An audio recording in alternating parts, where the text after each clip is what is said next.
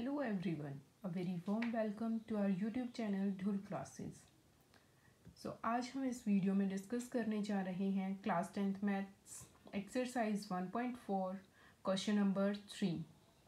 और question number 3 is the following real numbers have decimal expansion as given below. ये real numbers दिए गए हैं, ठीक है, इनके डेसिमल एक्सपेंशन दिए गए हैं।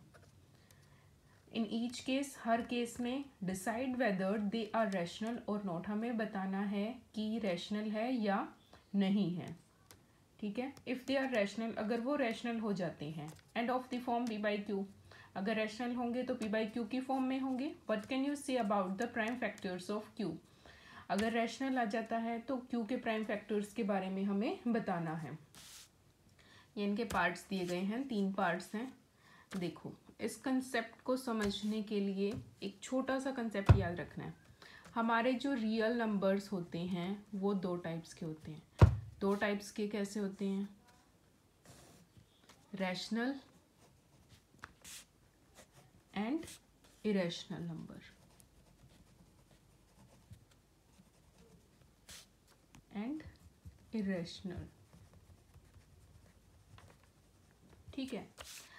अब जो रैशनल नंबर हैं उनका एक कंसेप्ट याद रखो। जो रैशनल होते हैं वो क्या होते हैं?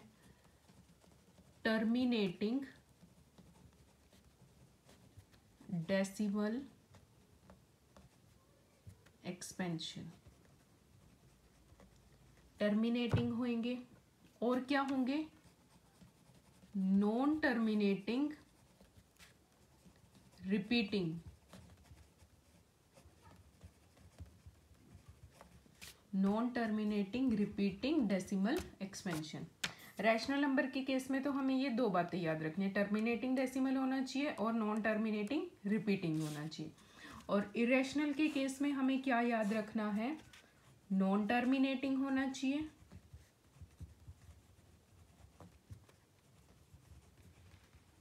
और नॉन रिपीटिंग होना चाहिए। डेसिमल एक्सपेंशन, इसमें टर्मिनेटिंग और नॉन टर्मिनेटिंग रिपीटिंग, इसमें नॉन टर्मिनेटिंग और नॉन ही रिपीटिंग डेसिमल एक्सपेंशन, ठीक है। तो अब हम स्टार्ट करते हैं। फर्स्ट पार्ट हमारा क्या है? दैट इज 43.123456789 ये दिया गया है, ठीक है। अब देखो, ये 9 तक जाके खत्म हो गया, तो इसका मतलब क्या हो गया? टर्मिनेट हो गया। It is a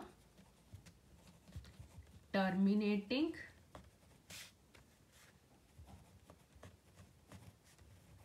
decimal expansion। अगर ये terminating decimal expansion हो गया तो इसका मतलब क्या हो गया? So it is a rational number। rational number हो गया and of the form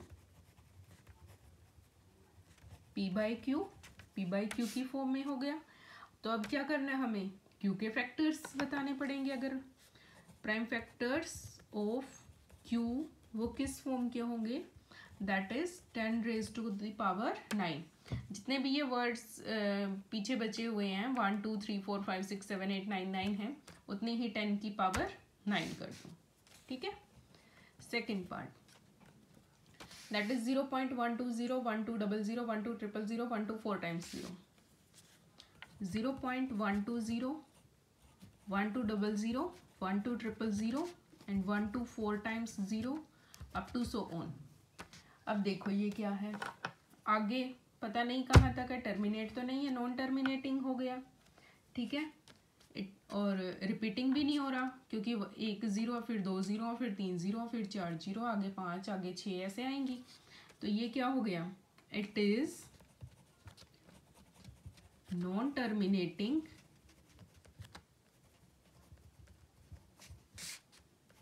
non repeating decimal expansion. Therefore it is an irrational number, ठीक है। Next third part third part क्या है 43.12345678 वही सेम है, लेकिन इसके ऊपर बार दिया गया है 43.12345678 और इसके ऊपर बार। बार का मतलब क्या है कि ये आगे टर्मिनेट नहीं होगा, बार बार वही रिपीट होता जाएगा, तो नॉन टर्मिनेटिंग है।